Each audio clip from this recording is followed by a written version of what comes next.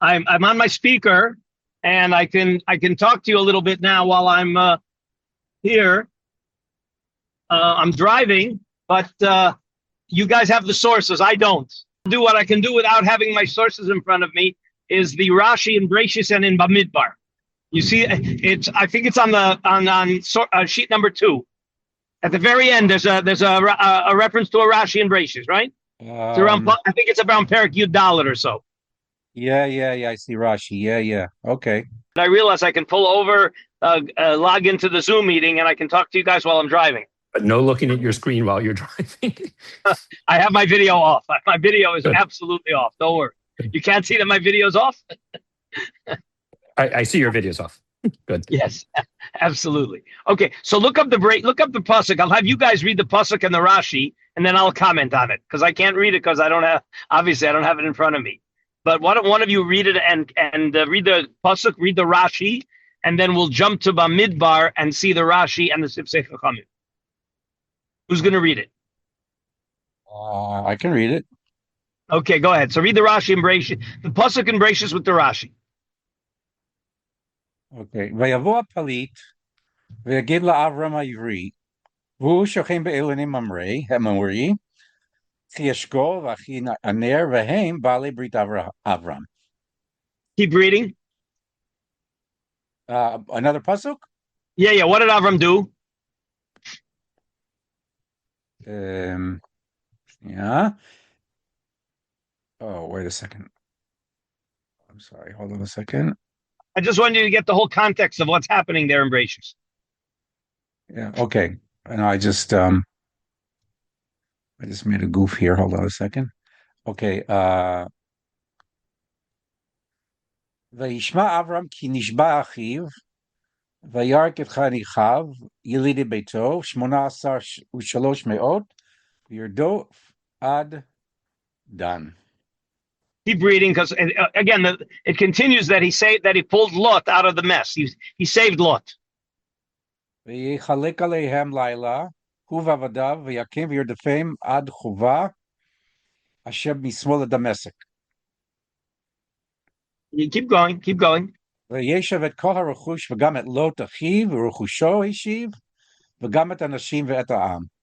Okay, so the Palit told the Avram what happened, and Avram went and he saved Lot. Now go back and read the Rashi on Vayavo Palit. Okay. Rashi. הפליט זה אוג, שפלט מן המלחמה, וזהו הנשאר מיתר הרפאים, פסוק מספר דברים. נשאר ולא הרגוהו עם רפל וחבריו, כשהיכו הרפאים באשדות קרניים, מדרש תנחומה. ובראשית רבה, זה אוג שפלט מדור המבול, וזהו מיתר הרפאים. Okay. Okay, so we have Vayavo Palit is Og, and Og is the one who told Avram that Lot was captured. Now go to Bamidbar. Now read the pasuk in Bamidbar that I assigned, as well as the Rashi, and then we'll see the Sifsei Chachamim. Pasuk Bamidbar. Is that the same? Is that same pasuk that Rashi quoted? Yes. Well, no, I don't know. I can't say that for sure. It's on the source sheet. It's on the bottom of sheet number 2. The reference is Bamidbar. There is no pasuk Dvarim in the bottom of number 2. Not Dvarim, Bamidbar. Yeah. Okay, yeah. V'yomer Hashem Moshe, al tira oto, ki biadcha natati oto, v'et kol amo, v'et artzo, v'asita lo kasher asita l'sichon melech ha'amori, kasher asher yoshev b'cheshbon. So this was when Moshe was told to go fight Og. This was HaKadosh Baruch Hu tells him al tira. Says Rashi, why was here he told al tira with Og and not with Sichon? Says Rashi, Pinchas. You can read the Rashi. Okay. Yeah. No, I got the wrong pasuk. Hold on a second. Kaf Alad Lamed Dalet.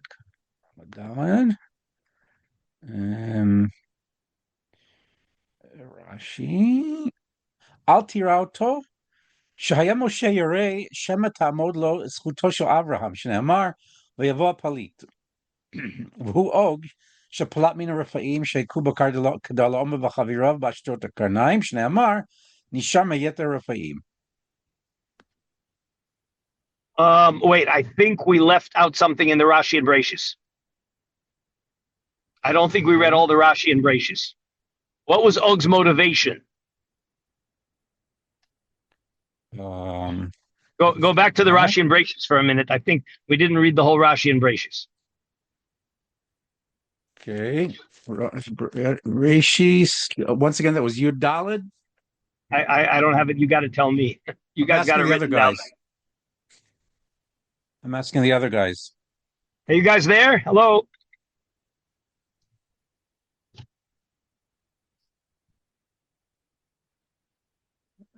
Because you can see them, I can't. Are they there?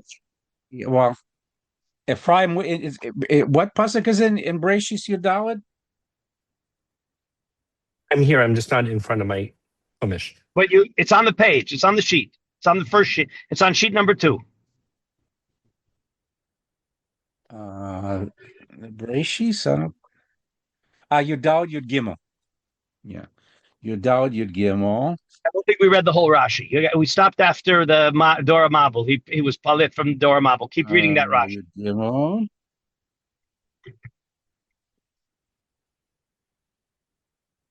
Ivri Shabami Ever Hanahar. But it doesn't say. There's no. It doesn't say why Og told Avram about it. No. Then maybe it's in Bamidbar. So go back to the Rashi in Bamidbar. That Moshe was afraid that Og had a zchut. Okay. So go back to the Rashi in Bamidbar. I'm very sorry that I'm not in front of my screen to help direct you guys. No.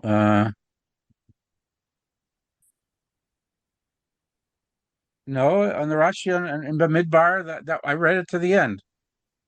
All right, so then take a look. We're missing something, but go. There isn't another Rashi. The next pasuk. And the next pasuk it just says, "V'yakuto, v'banav v'kol albiti yishir lo sarid v'yishot artzo." All right, so look at the Sifsei. No, look at this. Look at the Sifsei Chachamim. All right, so go to sheet 3 and look at the Sifsei Chachamim. He quotes everything. When did you start? How much did I miss? We're in the Siftei Chachamim on Bamidbar. On the page on sheet 3. What did I miss? Sheet 3. What did I miss? You missed Bereshis Yud Daled and Bamidbar. The psukim about Vayavo Hapalit that Og is the one who told Avram that Lot was captured, and therefore. Moshe Rabbeinu was afraid that zchut will serve him instead, and he was afraid to fight Og, and HaKadosh Baruch Hu said, Al Tira. Right. Says the Siftei Chachamim on that pasuk. Dim lo chen, ma nishtana Og misichon. The gabe sichon, lo amar Hashem Yisbarach Al Tira oto. V'im tomar v'halo, lo nitkaven rak l'ra'ah, she'areg Avraham v'yisat Sarah, k'mo shepirish Rashi b'parshat Lech Lecha.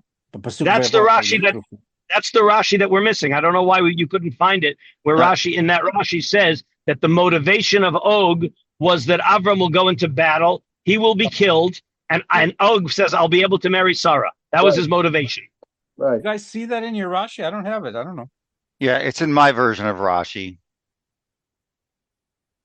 Okay, so anyway, so that's in the Rashi in Bereshis. Continues the Sifsei Chachamim.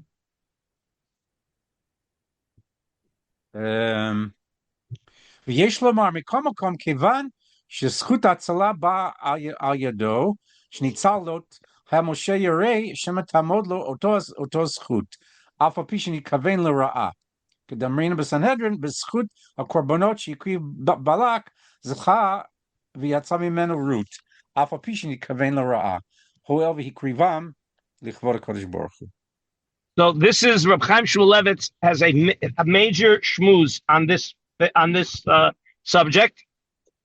in his Shmuz on Hakarat Hatov, and he says from here that even when somebody has negative intentions, but you benefit from it, so there's Hakarat Hatov. Moshe Rabbeinu was worried that the benefit that Avram got, even though Og's intention was bad, that schut would help him win the war.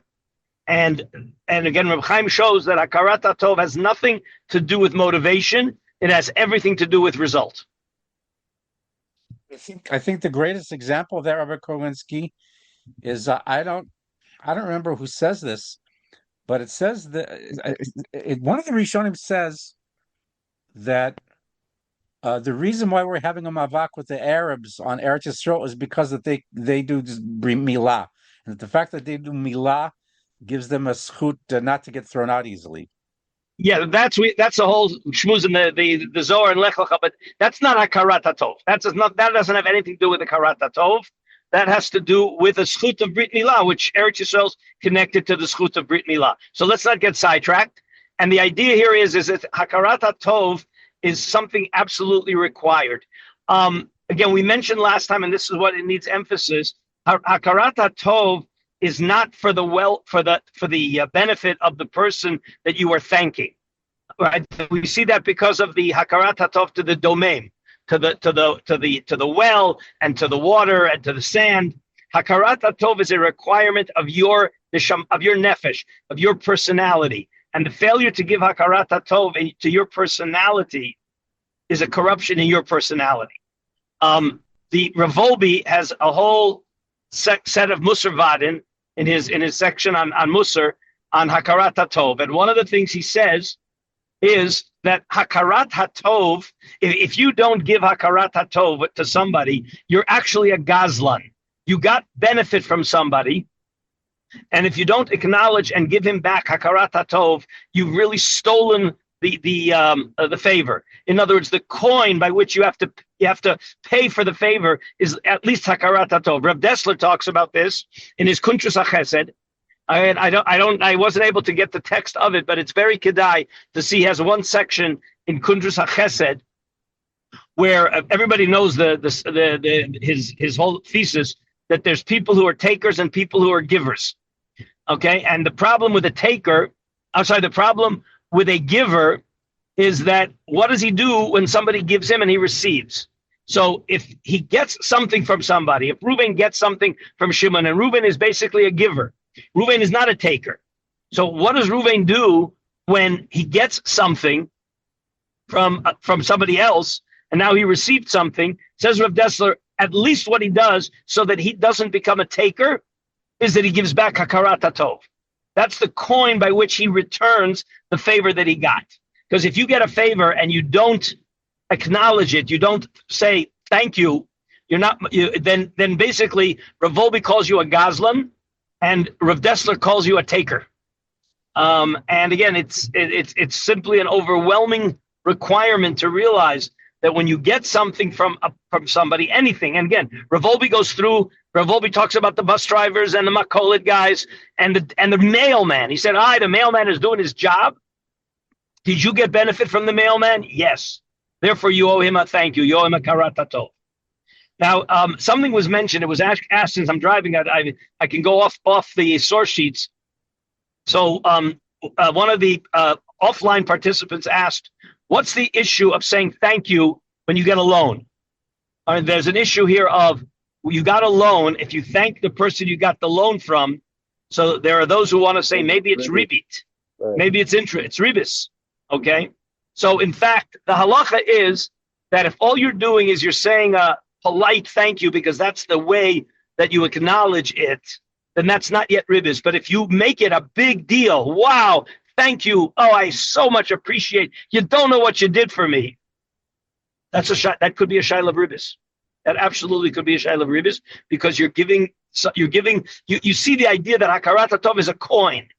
This is what Rav Dessler talks about. Hakarat Hatov is the coin in which you pay for the favor that you got.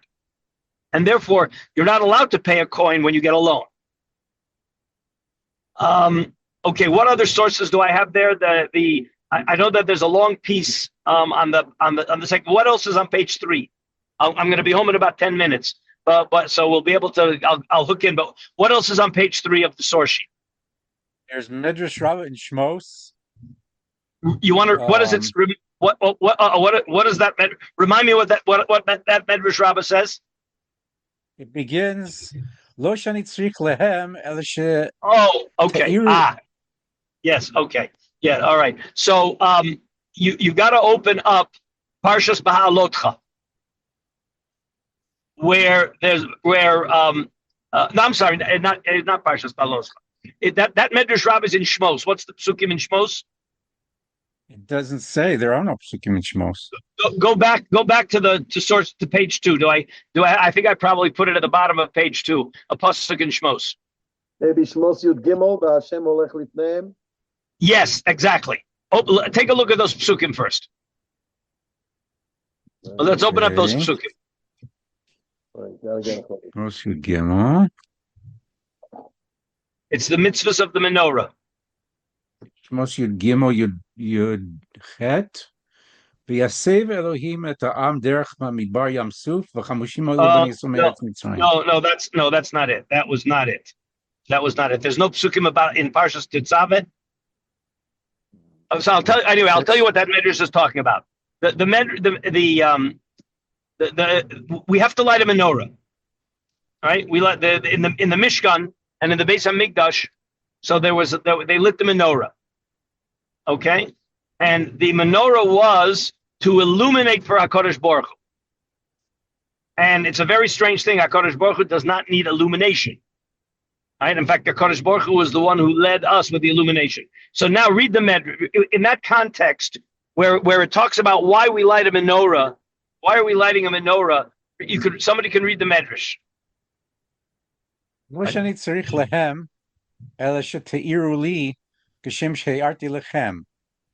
stop right there. Wait, stop right there. That's HaKadosh Baruch Hu doesn't need the light of the menorah. But he's saying that he wants us to illuminate and light a menorah for him the way he illuminated for us. And that's a little bit of a strange thing. What? We're illuminating for him because he illuminated for us. What's going on? Says the Medrash. Continues with the Medrash. Lama kedei la'alot etchem b'fnei kol ha'umot sheyu omrim Yisrael me'irim lemi sheme'ir l'kol. So wait, stop right there. So he's saying we're illuminating in the Mishkan and in the Beis Hamikdash the menorah, so that the goyim should say we are illuminating for God the way God illuminated for us. In other words, God lit the way for us. Now we're illuminating for God. And of course, the problem is God does not need our illumination, right? He doesn't need us to light the way for him. So what's going on? So now we have a mashal. Go ahead with the midrash. A mashal. משל לפיקח וסומה, שהיו מהלכים, אמר פיקח לסומה, בוא ואני סומכה, והיה הסומה מהלך, כיוון שנכנסו לבית, אמר הפיקח... Let's go step by step. So you have a blind person and a seeing person walking. Obviously, the seeing person is leading the blind person along the way. Because am I breaking up? Because I'm in a tunnel now. Am I okay? No, you're fine. Okay, so the Summa is blind. He can't see. But the Pikeach is leading him. He's leading him even though the Summa is in darkness. And then they get to a house. So now they walk into the house. Look what the Pikeach says to the Summa. Amar Pikeach l'Summa. Tzei v'hadlek li et haner, v'ha'ir li shelo tehei machzik li tova. Listen what it just said.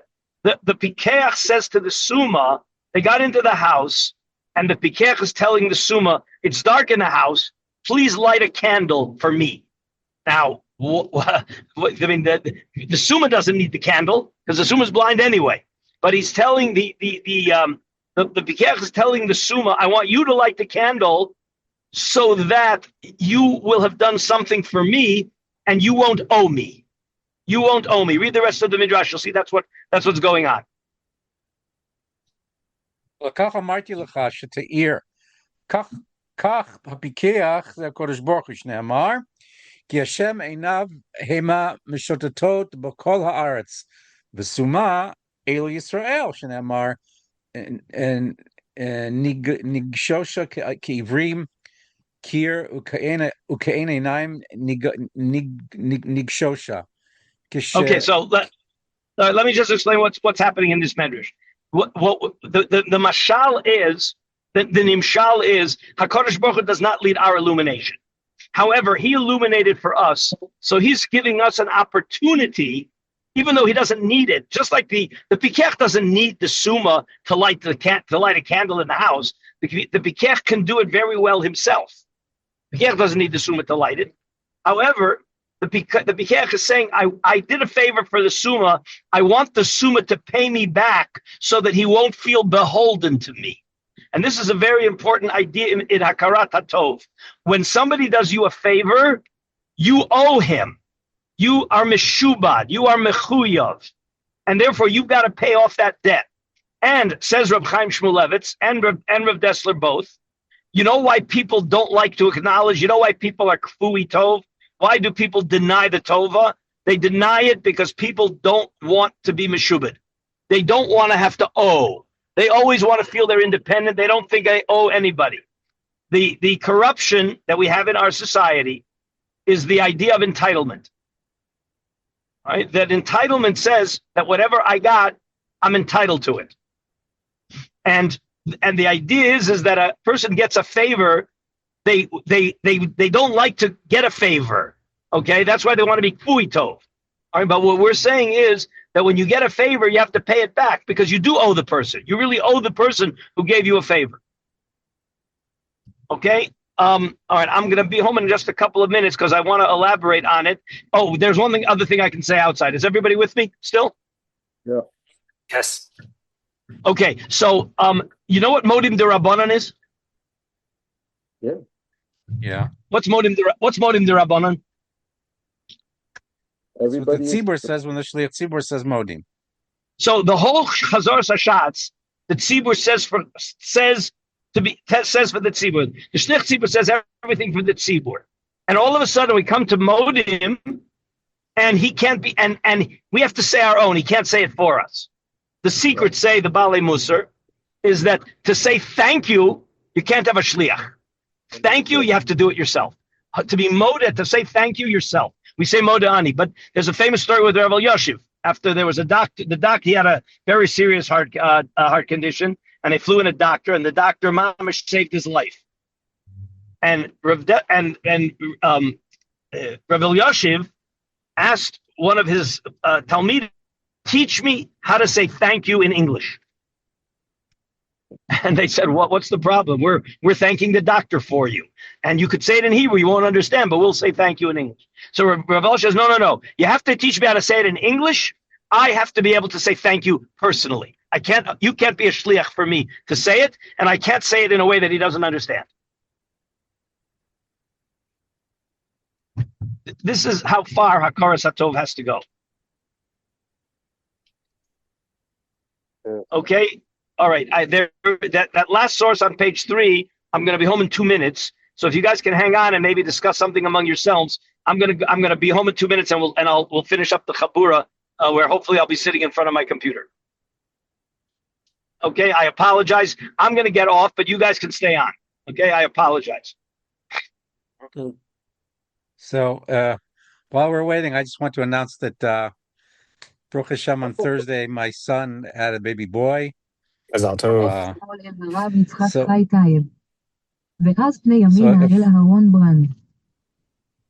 So Ephraim, if you and Elisheva can make it to Rehovot by Thursday, you're welcome to come to the bris. Well, I'll have to see if there's any room on the LL flights. Mazel tov, mazel tov. Pinchas, this is Yotam's first boy? Yeah, it is. This is my first, this is my Coven grandson, because all my other grandsons were to my daughter, so they're not Covens. Ah, all right. So the Coven name will continue. That's right. We've had a lot of granddaughters. This is my first grandson in the last 8 years. Wow. We've had We've had 8 granddaughters since then, but no Wow. sons. Our first All right, grandson almost in 8 years. almost a softball team. Yeah. Well, we now have Shnei Masar Shvatim. We have 12 grandchildren. Kainahara, Kain Yerbu. Bli Ayin Hara, Kain Yirbu. Yotam's first and first boy also. First what? First child and also first boy. No, he has 2 daughters. He has 2 daughters. I see. But this is the first son. So we're all very excited. That's wonderful. It's a wonderful thing. My son, my oldest son, has 6 daughters. Until he had a boy, and then since then he had another daughter, and then now we're waiting for the next one, and we'll see what's going to be. Do you think that boy is going to be spoiled by all those sisters? He's I don't know if he's going to be spoiled, but he's going to be harangued. He's all right. He's all right. He's a good kid, and he holds his fort. Baruch Hashem. So Pinchas, do you still have someone in Virginia, Norfolk? Oh no, my son who was in Norfolk has been back in Israel for 2 years now. Oh, it's that long and now. He's now in Chashmonaim. Yeah. Very nice. All right. Well, Norfolk is the lesser for it, but I'm sure that he, did good work there in the meantime. Yeah, he did influence people, but he was in Kiruv there. Yeah, he was doing Kiruv, so I'm very glad he's back. What does he say about Chashmonaim now? Pardon? What does he say about being in Chashmonaim? I haven't talked to him that much because he's in the Miluim track, but he's mamish doing like intensive training. I haven't spoken to him in like 2 weeks. Like they give him their phone back like for 1 hour or so each day. So I haven't spoken to him.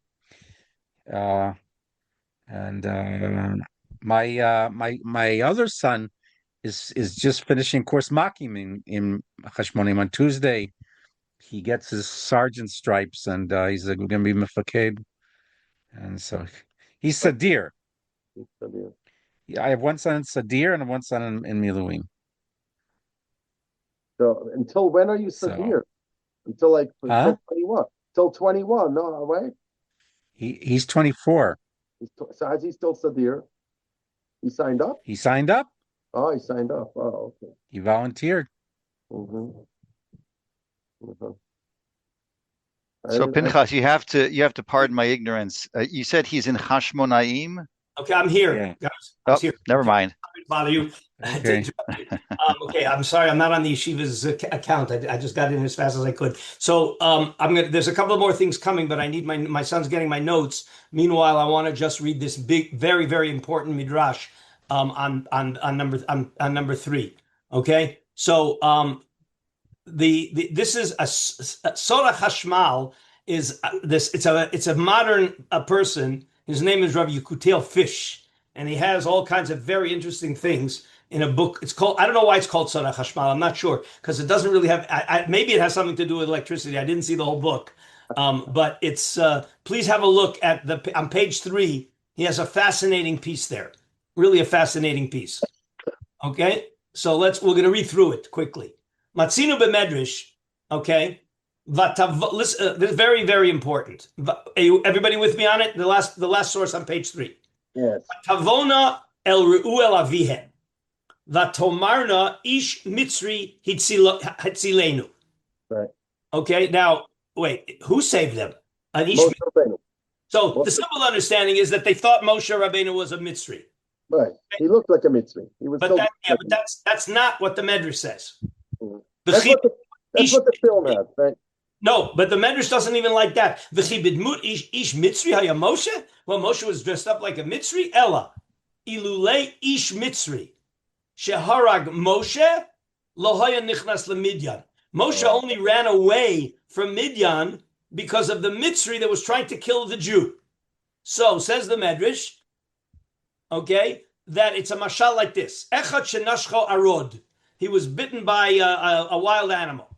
Wild donkey. What did they do in those days? Hayaratz lateit raglov letoch hamayim. He wanted to go into the cold water to stop the poison. The nichnas benahar, he jumps into the river. V'ra'at tinok echad shaya shokea b'mayim, and he sees a baby drowning. V'sholach yado v'hela oto, and he grabbed the baby and got him out of the water. Baby here means a small child. Thank you. Omar lo hatinok lulei at hayiti mate. The tinok says, "Wow, thank you very much. If it wouldn't have been for you, I'd be dead now. I would be dead without you." Okay, so what does the guy say? Omar lo, no, you're not right. Lo ani hitzilticha, ela oto ha'arod, that wild animal, shenashchani, ubarachti mimenu hu hitzilcha. You know what saved you? That wild animal, he bit me. I had to run, and that's why you got saved. Similar who? What's the nimshal? Kach amru benot Yisrael Moshe. Yashar kocha chatzitzaltanu. Thank you very much for saving us from the shepherds. Amar lehen Moshe. No, ladies, you got a mistake. Oto ha-mitzri. Shaharakti oto hitzilevchem. It was the Mitzri that saved you. V'lekach amru la'avien ish Mitzri hitzilanu. That when they went back to the father after Moshe gave them the lesson in Hakarat Hatov, so they went back and they told their father, Ish Mitzri saved us. Kilomar mi garam lezeh shaba atzleinu ish Mitzri shaharag. That means that the movie got it all wrong. Yes, they did. Okay. Both movies. Also Charlton Heston and also the Disney version. Anyway, so now look at all of this is the background. That's a medrash. This is a Mefursha medrash. Look at the lesson we learned from this medrash. Ro'im, shemiyachasim hakarat hatov leish mitzri harasha, afal pi shatova ba'a ketotza'a mirishuto. He was an evil person, but something good came out of it. V'chein miyachasim hakarat hatov la'arod, shenashach adam, im yatsa tova me'eshichato.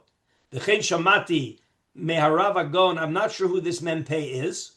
I'm not sure who it is. But Sharav Avigdor ben Chaim Aya Rosh Hamisnagdim Lebal Hatanya. All right, we're getting to Yad Kislev coming up soon. So he was the big enemy of the Baal Hatanya. Umimenu, he was the one that caused Ha'Shana Shevi et Baal Hatanya Lekele Ulusakarat Chaim Bigimatria or Yad Kislev Im Hamilim Havakolel. Whatever it is. Okay. L'Remes Shemima Asav, from this Avigdor ben Chaim, Hitgala ba'olam ha'or ha'gadol shel yom Yad Kislev, kishabal Tanya yatsa me'akeleh. So he was the one that was responsible. We attribute Yad Kislev to the person who wanted to get who got the Baal Tanya into jail. Okay, v'matzinu b'medrash. Here's what we need lemaisa. Kol ha'kofer b'tovaso shel chaveiro. L'sof kover b'tovaso shel HaKadosh Baruch Hu. A person who denies favors from other people, ultimately he's going to be he's going to be kafui tov to HaKadosh Baruch Hu. Near a levire. Wow, that sounds pretty extreme. How come? Al pi dvarenu. Ein hakavana shebesof yavo lichpor b'tovas Hashem. Ela b'zeh atzmo shekofer b'tovaso shel chaveiro. Harei hu kofer b'tovaso shel Hashem. Why? What enabled that person to do you a favor? HaKadosh Baruch Hu. Remember, if we're gonna give the Mitzri the credit for saving the daughters of Yisro, so a person who does you a favor, he was really HaKadosh Baruch Hu did it to get the person to do you a favor. So if you're denying the person who did you the favor, you're really denying HaKadosh Baruch Hu that gave the resources. This is not the Pasha Pshat of Kol HaKover B'Tovaso Shel Chavero Kover B'Tovaso. The simple Pshat, the Musar Pshat is that if you can't acknowledge what another person gives you, it means you feel entitled. That's why you're a Kfui Tov. Well, if you're entitled, then when HaKadosh Baruch Hu does things for you, you're also allowed to feel, I'm entitled. Okay, and therefore the idea of the arrogant entitlement could end up having you deny HaKadosh Baruch Hu also. But let's see how the Sarah Chashmal understands it. Nir levar pi dvarenu she'ena kavana shebesof yovel l'chbor tovos Hashem ela b'zeh atzmo shekofer b'tovoso shel chaveiro harei hu kofer b'tovoso shel Hashem. Why? Sheishpia elav derech chaveiro. HaKadosh Baruch Hu this friend was just the vehicle, the medium through which HaKadosh Baruch Hu was giving you good things. Matzinu b'Gemara Amar le Rava le Rabba bar Meri The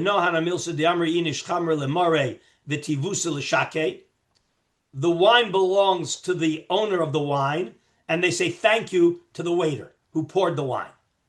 Okay? In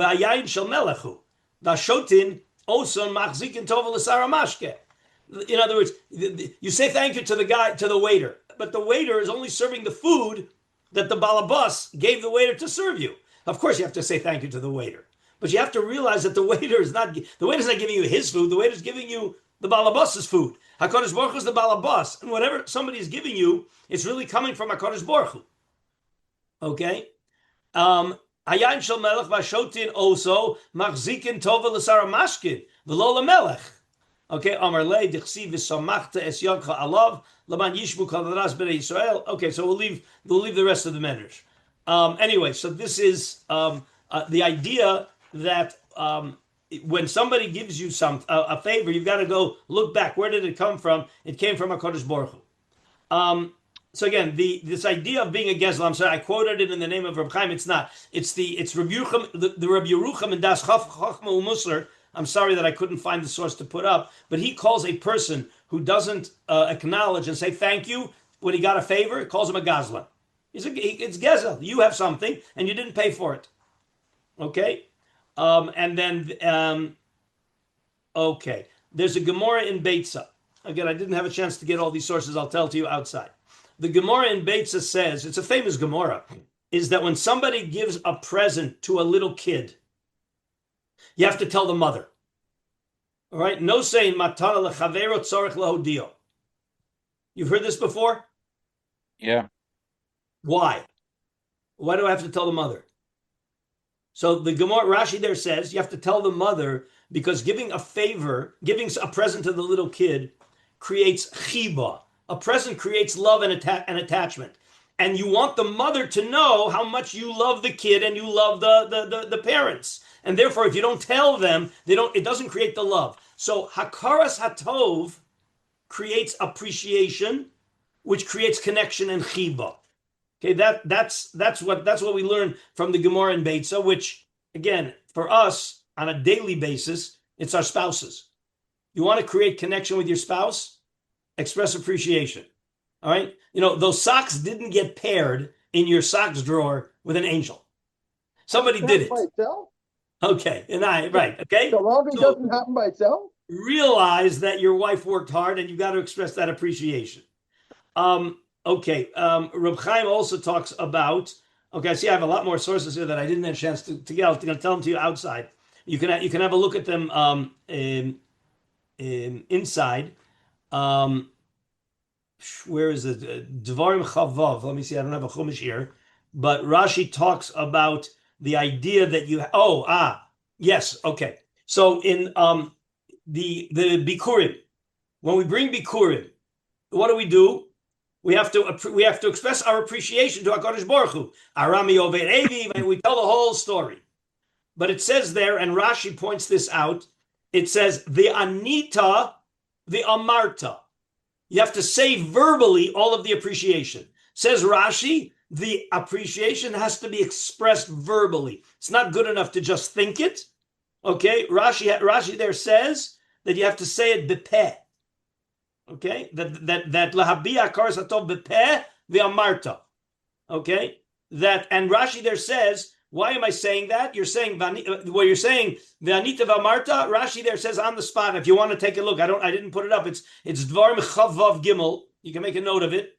Dvarim Chavav Gimel. Rashi says when you say v'anita v'amarta, arami overavi, etc. Thank you for the bikurim. You're saying eini kfui tov. I'm not ingrateful. I'm expressing appreciation. The opposite of being a kfui tov. Let me just see here what else I have. Oh, okay. This week's parsha. This is a very tricky one. The Gemara in Bracha says, who was the first person that gave hodah to HaKadosh Baruch Hu, that said thank you? Leah was the first one. All right, but what does it say? Apam oded. What says Rashi? Why now? Because she understood that there's going to be 12 shvatim, and she had 3 kids. So the math is that everyone's going to have 3 kids. And then she had a 4th. So says Rashi, she got more than she was expecting. Okay, the Lashon of Rashi is more than Magia. So till then she didn't have to say thank you. So you see that Hodah comes when you get more than you're entitled to. That's why she said Hodah.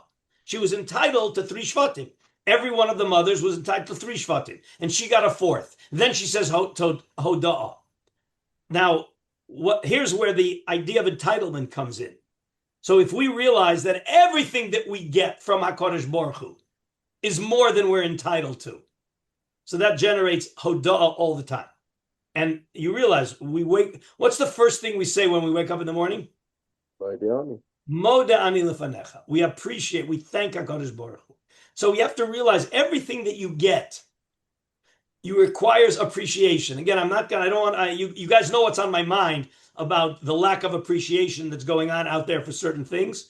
The failure to appreciate, according to Rabbi Yerucham, you're a gazlan, and according to all of the Baalei Musar, it's a corruption in your personality. If you can't recognize the good things that you're getting and express it verbally, then Rabbi Yerucham calls you a gazlan, and Rashi says that you and the other Baalei Musar called you a kfui tov. You just think you're entitled.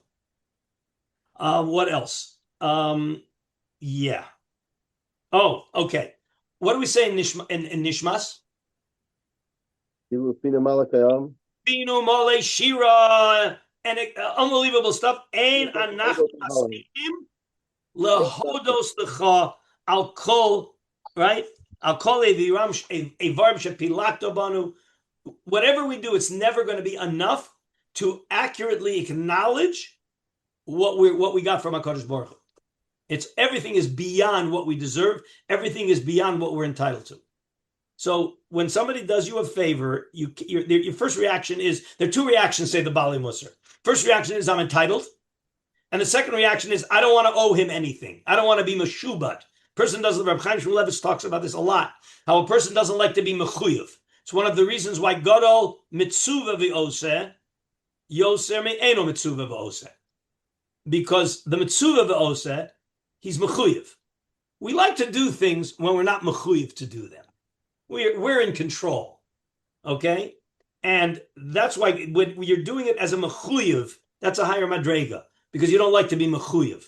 And that's one of the sources why a person doesn't want to express Hakarat Hatov, because he doesn't want to feel that he owes anything to anybody else. Again, everybody can fill in the blanks about how this applies out there in the world today, whether it's on local interpersonal relations or it's more big communal issues. But this is it's a personality requirement. It's a defect in the personality. It would have been a corruption in Moshe Rabbeinu's personality, chas v'shalom, if he would not have been makir tov to the inanimate objects that he got benefit from. And it was not for the inanimate object, it was for his personality. Okay, I'm sorry that we got this so chopped up. Any questions?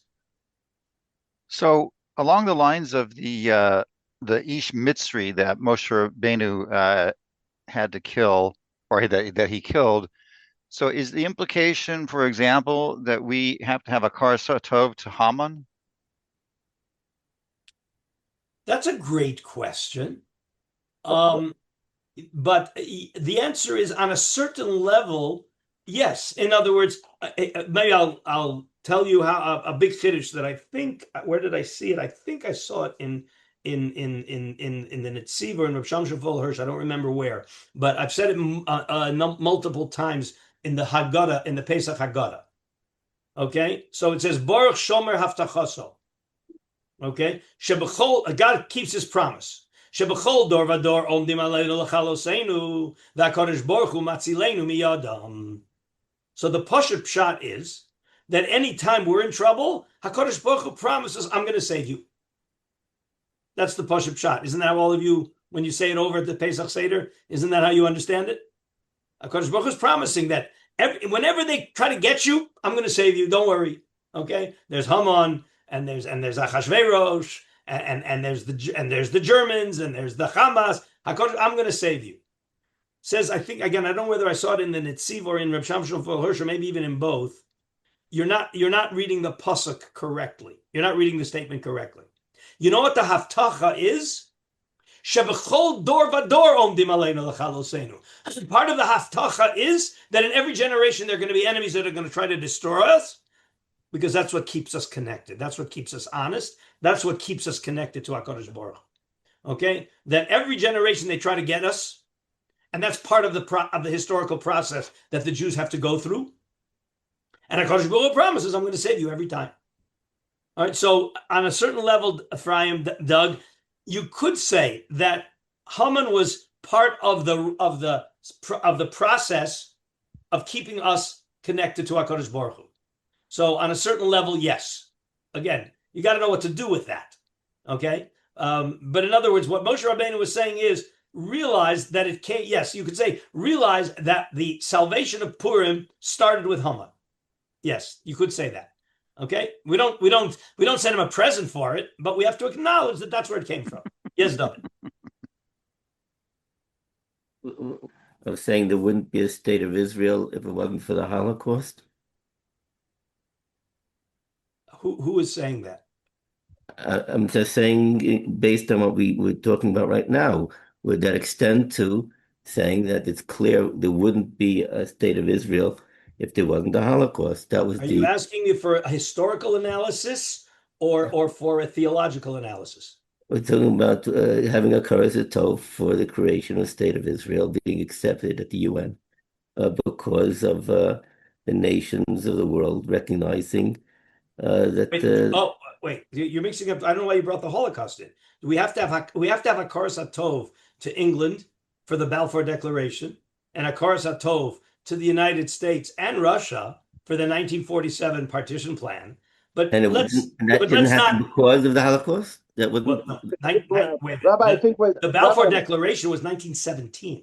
No, but I think Rabbi. Yeah, but it wasn't the vote that happened in 48 was 47. Thank you, Daniel. Was a result of the Holocaust. I don't know if it would have happened. I don't think anybody really thinks it would have happened without that. Because the nations felt guilty. Because the guilt that the nations felt. Yes. But we have to have a Hakarat Baruch Hu. I mean, you got to be very careful on how you formulate it. You have to be careful how you formulate it. Okay. On a historical level, there's no question. On a purely derech hateva historical level, the 1947 partition plan was a result of the nations of the world feeling guilty. Okay, but you have to realize that that there's big cheshbonos shamayim about the Holocaust, which we don't understand. But yes, you could look at it and say, and in fact, this is exactly lo aleinu lahavdil. It's exactly what the Arab Palestinians are saying. Is that what the world felt guilty, so they let you kick us out of our land? Again, these are cheshbonos shamayim, and we have to realize that HaKadosh Baruch Hu has a plan, and sometimes it's not clear. But I'm not going to answer your question yes or no. I'll let every person decide for themselves. Okay. Based on the sources we're seeing. Okay. Sure, this is a very tough question. I mean, it goes down. Again, you know what? I'll tell you what. No, you see, we just got sidetracked. Those big questions allow us to be distracted from the Hakarat Hatov to the bus driver, the mailman, and our wives. Let's start there. Let's talk about the Hakarat Hatov we have to every soldier who is moser nefesh, to be in the foxholes and staying up and being freezing cold and fighting so that we can sit quietly and be nice, be comfortable doing whatever we're doing. Let's think about Hakarat Hatov there. Okay, there's enough Hakarat Hatov to go around that we're not doing, that we don't have to go back and think about the Holocaust and Haman. We don't have to think. We need to think about what's right in front of our noses, and I think we should definitely start there. Definitely start there. The Seder. Okay, Rabosai. I was expecting to be back today. I knew I had a wedding, but I didn't realize what kind of traffic there was going to be. It was unbelievable. And Wednesday I have a yeshiva event that's I'm for sure not going to be back on time. We finished this topic, so there's no Chabura on Wednesday, but I'm waiting to hear suggestions for another topic a week from today. Anybody want to throw it out now, or you'll send it on the chat?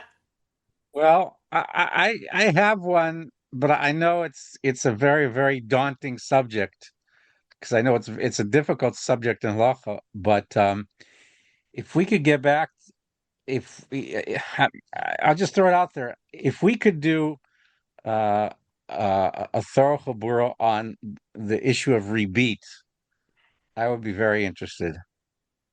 I know it's a very daunting subject. Josh Eisenberg will tell us that that's an unending minefield topic, and I don't think we're qualified in this chabura to tackle it. What do you say, Josh? Maybe we could try to do the basics. Are you ready to give the chabura, Josh? I'm definitely not ready to give the chabura. No. I think you've spent more time. I mean, again, my son-in-law happens to be a big mumche in it. He already wrote a second version of a sefer on Hilchos Ribis. But I just think that it's too daunting for this chabura.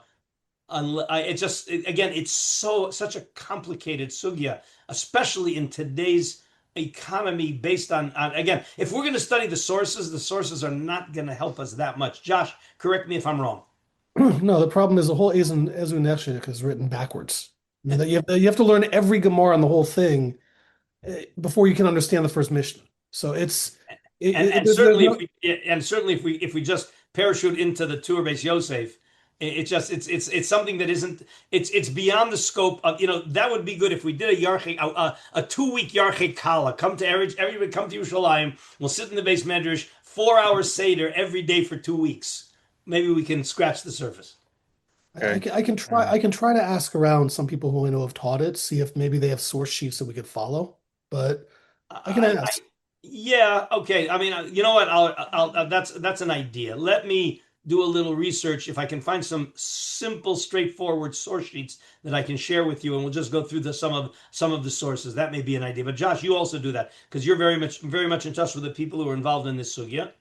But otherwise, not for a few years, but I'll try to. Okay, so I'm gonna beg off. I'll keep it in the back of my mind, and I'm gonna see if I can find a couple of simple source sheets. We can maybe devote 2 or 3 sessions to it, at least to get the. I didn't expect that you would say yes. Okay, so Rabosai, think about some things. Send me suggestions on the chat, and once again, I do apologize. It was a wedding of a Chayal Boded.